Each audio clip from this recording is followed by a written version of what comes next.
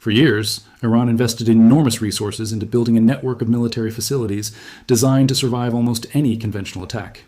Deep inside mountains, beneath reinforced concrete and protected by layers of rock, these underground complexes were intended to store ballistic missiles, cruise missiles, drones, ammunition, and command infrastructure far from the reach of enemy aircraft. Military planners believed these hardened sites would ensure that even if surface bases were destroyed, Iran could continue launching attacks and sustaining military operations, but recent strike footage has sparked renewed discussion about whether those assumptions still hold true. Videos released from multiple strike locations appear to show something remarkable. The initial explosion isn't always the most dramatic part of the attack.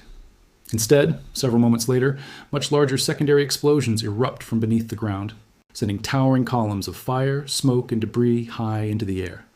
Defense analysts often point to these secondary blasts as a possible indicator that stored ammunition or missile stockpiles may have detonated after the initial impact. While the full extent of the damage remains difficult to independently verify, the imagery suggests that some underground storage areas may have suffered significant destruction. If accurate, the implications are substantial. Underground military complexes are not simply warehouses. They often contain years' worth of missile production, spare components, fuel, guidance systems, launch equipment, and logistical support. Destroying even a portion of those facilities could reduce operational flexibility and force military planners to relocate assets, rebuild infrastructure, or disperse remaining inventories across multiple locations. Over the past 2 weeks, reports have described an intense air campaign focused on degrading Iran's military capabilities. According to official military statements, hundreds of targets have been struck across different regions of the country. These reportedly include missile launch facilities, drone storage locations, radar installations, command centers, naval infrastructure, and ammunition depots. Many of these targets are located near the Strait of Hormuz, a narrow waterway that carries a significant percentage of the world's seaborne oil shipments. Because of its strategic importance, control of this region has long been viewed as one of Iran's strongest sources of leverage during periods of heightened regional tension. The islands and coastal positions surrounding the strait have gradually evolved into heavily fortified military zones. Over many years, missile launchers, surveillance systems, anti-ship cruise missiles, radar stations, and underground bunkers have reportedly been established across several locations. These positions were designed to provide overlapping coverage of shipping lanes, while making it difficult for any single strike to eliminate Iran's coastal defenses. That is precisely why recent operations have focused considerable attention on these hardened sites. Military analysts note that targeting underground facilities requires a very different approach than attacking conventional buildings. Standard precision-guided bombs are highly effective against exposed structures, but reinforced bunkers built beneath layers of concrete and rock demand specialized weapons capable of penetrating deep before detonating. Rather than exploding immediately upon impact, these weapons are engineered to drive through protective layers first. Only after reaching a programmed depth do they detonate, maximizing the transfer of explosive force into underground chambers rather than wasting energy on the surface. When storage areas filled with missiles, fuel, or explosives are struck successfully, the resulting chain reaction can produce much larger explosions than the bomb itself. This explains why strike footage often shows relatively small impact flashes, followed moments later by enormous fireballs emerging from underground facilities. In many cases, the secondary explosions become the most visible sign that valuable military inventory may have been stored beneath the surface. At the same time, Iranian officials continue to emphasize that much of their military capability remains intact. The country still maintains ballistic missile forces, drone units, naval assets, and various regional defense networks. Independent analysts caution against assuming that any single operation can eliminate capabilities developed over decades, particularly when many facilities remain dispersed across a large geographic area. Nevertheless, the sustained tempo of recent strikes represents one of the most extensive military campaigns directed at Iran's conventional military infrastructure in recent years. According to publicly released operational updates, the campaign has focused on degrading Iran's ability to launch missiles, manufacture drones, coordinate command operations, and threaten commercial shipping moving through regional waterways. Rather than concentrating on a single location, strikes have reportedly been distributed across numerous provinces, forcing military resources to respond simultaneously on multiple fronts. One reason this strategy attracts significant attention is because it targets the support network behind missile operations rather than only the launchers themselves. A missile launcher can be replaced. A destroyed stockpile of guidance systems, rocket motors, fuel storage, maintenance equipment, and underground logistics infrastructure is considerably more difficult to restore. Rebuilding hardened military complexes requires time, engineering resources, specialized materials, and, perhaps most importantly, the ability to work without interruption. That becomes increasingly difficult during an active air campaign. As these operations unfolded, satellite imagery and official briefings suggested continued pressure against facilities believed to support missile production and storage, while independent verification of every reported strike remains challenging. The overall pattern indicates a sustained effort to reduce the military infrastructure supporting Iran's long-range strike capabilities. Meanwhile, another major concern continues to grow beyond the bomb damage itself. The Strait of Hormuz remains one of the world's most strategically important maritime choke points. Every disruption to us commercial shipping immediately attracts global attention because even temporary interruptions can affect energy markets, insurance, costs, shipping routes, and international trade. Reports from the region have described increased naval patrols, inspections of commercial vessels, and heightened security measures intended to keep shipping lanes open despite continuing regional tensions. At the same time, questions remain about how Iran might respond if pressure on its military infrastructure continues to increase. Military. Planners often evaluate not only direct battlefield responses, but also asymmetric options, including naval harassment, drone attacks, missile launches, or operations intended to complicate commercial shipping without triggering a larger conventional confrontation. Those possibilities help explain why the current situation extends far beyond airstrikes alone. The campaign now involves air power, naval operations, intelligence gathering, missile defense systems, and diplomatic negotiations occurring simultaneously. And while reports indicate that the pace of strikes has recently slowed compared to the opening phase of the operation, military observers caution that a temporary reduction in activity does not necessarily signal the end of the campaign. Instead, it may represent the transition into a new phase, one where military pressure and diplomatic negotiations proceed side by side, with each development influencing the next. As the operation expanded, attention quickly shifted from where the strikes were happening to how they were being carried out.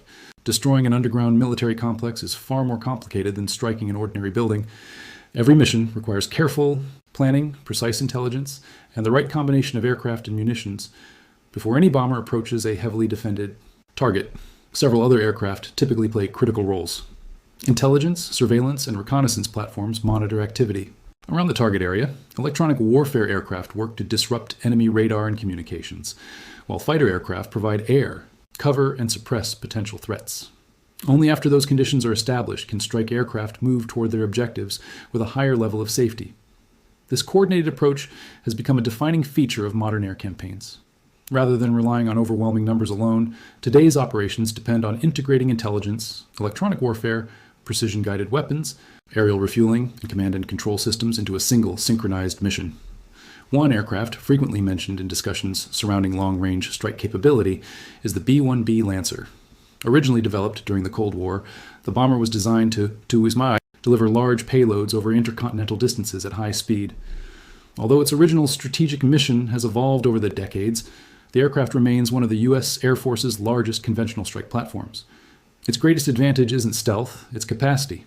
The B-1B can carry a substantial amount of precision-guided ordnance during a single mission, allowing multiple targets to be engaged in one sortie. That capability makes it particularly valuable during sustained air campaigns where dozens of military facilities may be targeted within a relatively short period.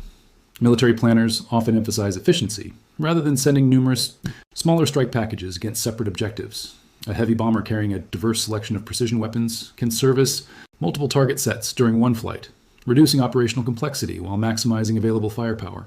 Of course, bombers rarely operate alone. Escort fighters help protect the formation against potential aerial threats. Electronic warfare aircraft attempt to interfere with enemy radar systems. Tanker aircraft provide aerial refueling that allows missions lasting many hours, or even more than a day, to be completed without landing. In long-range operations, aerial refueling is often one of the most critical pieces of the mission. Without it, aircraft would be forced to land, reducing flexibility and increasing transit time between targets. Once the strike package approaches its objective, weapon selection becomes extremely important. Not every target requires the same type of munition. An exposed radar installation may only require a relatively small precision-guided bomb. A missile launcher parked in the open presence, another type of target. But deeply buried storage facilities are an entirely different challenge. Military engineers have spent decades developing penetrating weapons, specifically for hardened structures. Unlike conventional bombs that detonate immediately after impact, These specialized munitions are designed to survive the initial collision, continue traveling through layers of concrete, soil, or rock, and explode only after reaching a predetermined depth. The objective is straightforward: transfer as much explosive force as possible into the underground structure itself rather than wasting energy on the surface. When successful, the effects can extend well beyond the weapon's own explosive charge. If underground chambers contain fuel, explosives, missile motors, or stored ammunition, those materials may ignite, creating much larger secondary explosions. Analysts often examine post-strike imagery for evidence of these follow-on detonations because they may indicate that stored military equipment was affected. That is one reason why satellite images captured after certain strikes sometimes reveal collapsed entrances, scorched terrain, and extensive structural damage surrounding underground facilities. Repairing those locations is rarely a quick process. Engineers must first determine whether tunnels remain structurally sound before debris removal, and reconstruction can even begin. If access routes have collapsed, specialized equipment may be required simply to reopen the facility. Even then, replacing destroyed equipment can take months or even years, depending on the availability of components and industrial capacity. This is why logistics are often considered just as important as frontline combat units.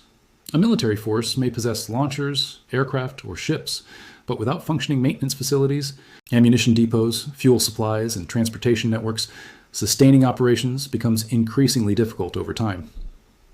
That broader objective appears to be reflected in the reported target list. Instead of focusing exclusively on missile launch sites, operations have reportedly included command centers, storage depots, communications facilities, support infrastructure, and transportation hubs that enable military units to function as an integrated network. Military planners often describe this as targeting the system rather than individual pieces. By placing pressure on multiple parts of the same network simultaneously, commanders hope to reduce an opponent's ability to coordinate future operations, even if some individual assets remain intact. At the same time, air superiority remains essential.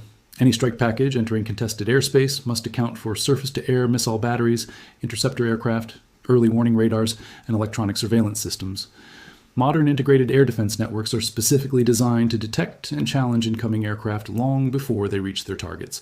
For that reason, suppression of enemy air defenses often begins well before the main strike force arrives.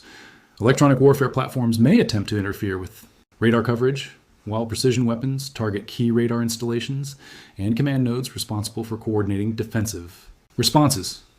Reducing the effectiveness of those systems can create temporary corridors through which strike aircraft can safely operate.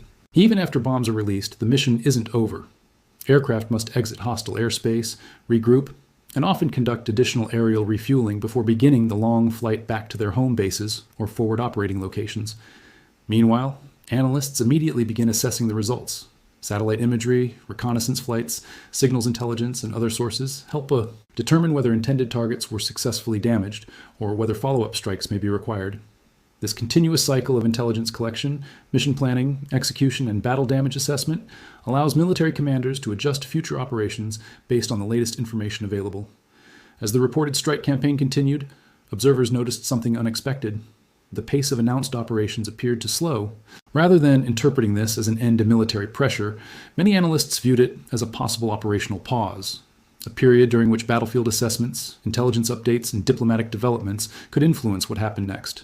That shift raised an important question.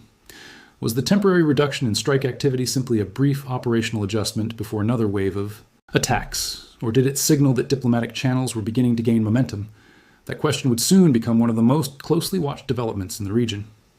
As military operations continued, another development began attracting just as much attention as the air campaign itself. After days of near-continuous strike reports, the tempo appeared to slow, leading many observers to ask whether the operation had entered a new phase. A temporary pause in military activity does not necessarily mean a conflict is ending. In many campaigns, commanders deliberately reduce the pace of strikes to review intelligence, evaluate battle damage, reposition aircraft, replenish precision-guided munitions, and reassess priorities before deciding on the next course of action. These pauses can also create opportunities for diplomatic communication without removing military pressure entirely. That appears to be the situation many analysts have been watching. Public statements from government officials suggested that diplomatic contacts remained active even as military forces continued to maintain a high state of readiness. Officials emphasized that all options remained available, signaling that negotiations and military preparations were moving forward simultaneously rather than replacing one another. This type of strategy is not unusual in international crises. Military pressure can sometimes be used to strengthen a country's negotiating position, while diplomacy offers a path to reduce tensions if both sides believe an agreement remains possible. Whether such negotiations ultimately succeed depends on many factors, including military developments on the ground, regional security, concerns, and the willingness of each side to compromise. But while headlines focused on diplomacy, activity at sea remained intense. The Strait of Hormuz continues to be one of the world's most strategically important waterways. Every day, large volumes of crude oil, liquefied natural gas, and commercial goods pass through this relatively narrow corridor connecting the Persian Gulf with international markets. Because so much global trade depends on uninterrupted navigation, even isolated security incidents can have consequences far beyond the region. Insurance costs may rise. Shipping companies may reroute vessels. Energy markets often react within hours.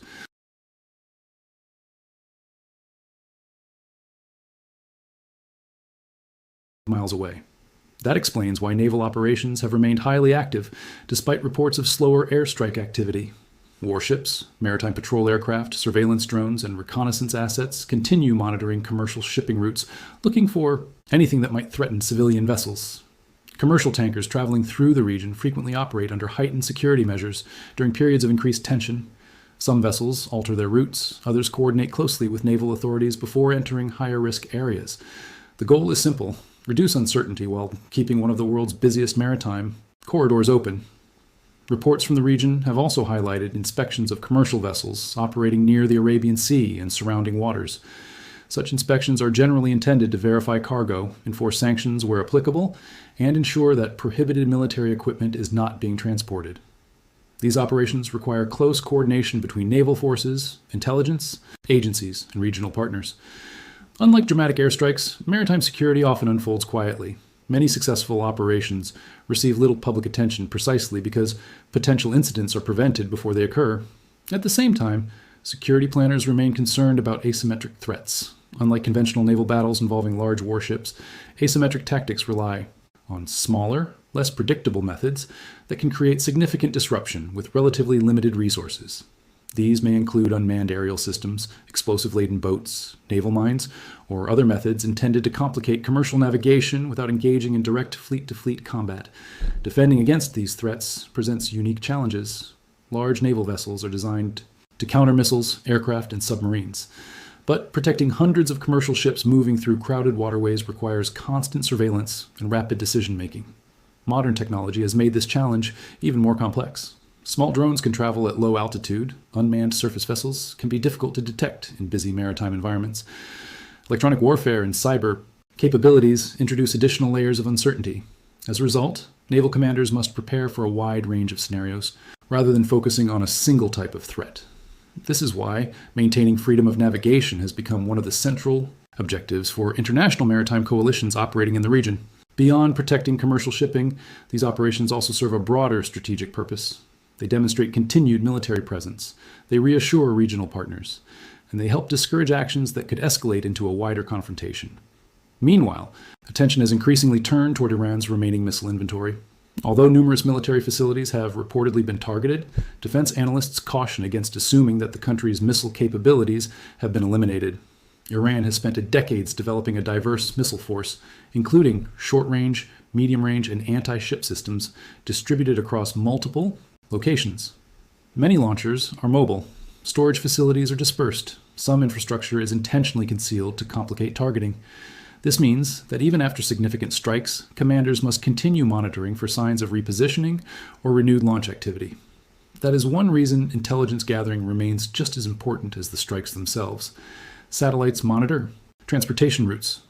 Reconnaissance aircraft observe suspected military facilities. Signals intelligence helps identify communication, patterns that may indicate preparations for future operations. Every new piece of information contributes to a constantly evolving picture of the battlefield. As military planners evaluate these developments, another important question has emerged.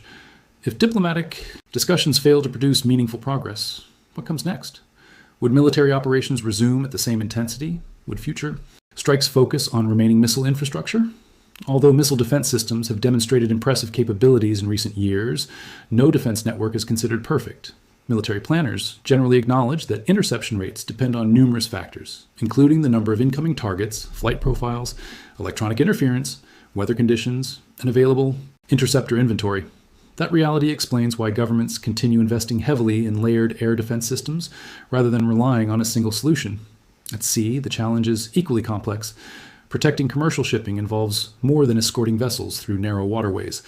Naval commanders must continuously monitor thousands of square miles of ocean, identify unusual activity, distinguish civilian traffic from potential threats, and respond quickly without unnecessarily escalating tensions.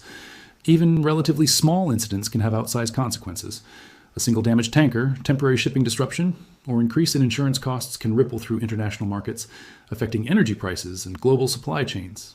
This is why maritime security remains one of the highest priorities for countries with economic interests in the region. Meanwhile, defense planners continue evaluating how long sustained military pressure can be maintained. Modern, precision-guided weapons are highly effective, but they are also complex to manufacture and require significant industrial capacity. Extended campaigns place demands not only on operational forces, but also on supply chains, maintenance crews, transportation networks, and defense industries responsible for replacing expended equipment. For that reason, military strategy is often measured not only by battlefield results, but also by long-term sustainability. Every strike mission consumes resources. Every deployment requires planning. Every operation must balance immediate objectives with future readiness. That balancing act becomes increasingly important as conflicts continue over extended periods. Looking ahead, several possible paths remain. One possibility is that diplomatic efforts gain momentum, leading to agreements that reduce military activity and lower regional tensions. Another possibility is a return to higher operational tempo if negotiations fail to produce meaningful progress. A third scenario involves a prolonged period of limited military actions combined with ongoing economic pressure, maritime security operations, and continued diplomatic engagement. At this stage, predicting which outcome will emerge remains difficult. Much will depend on political decisions, regional security developments, and actions taken by all parties involved. What is already clear, however, is that recent events have highlighted the growing importance of precision strike capabilities, integrated air operations, missile defense, and maritime security in modern warfare. Conflicts today extend far beyond the battlefield. They involve intelligence agencies, cyber operations, logistics networks, economic measures, diplomatic negotiations, commercial shipping, and international alliances operating at the same time. Success is no longer determined by a single battle or one decisive strike. Instead, it often depends on which side can adapt more quickly, sustain operations longer, protect critical infrastructure, and make better strategic decisions under constantly changing conditions. As military planners continue assessing the results of recent operations, attention will remain focused on several key questions. Will diplomatic talks produce lasting progress?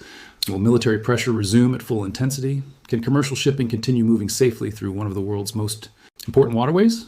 And how will regional powers adjust their strategies if the security environment changes again? Those are the developments analysts around the world will be watching closely in the days and weeks ahead. Regardless of what happens next, one thing is certain.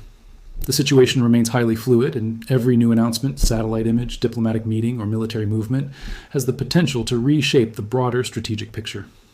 We'll continue following the latest verified developments as they emerge. If you enjoyed this breakdown and want more in-depth coverage of military technology, global security, and international defense developments, be sure to subscribe, turn on notifications, and let us know your thoughts in the comments below. Thanks for watching, and we'll see you in the next video.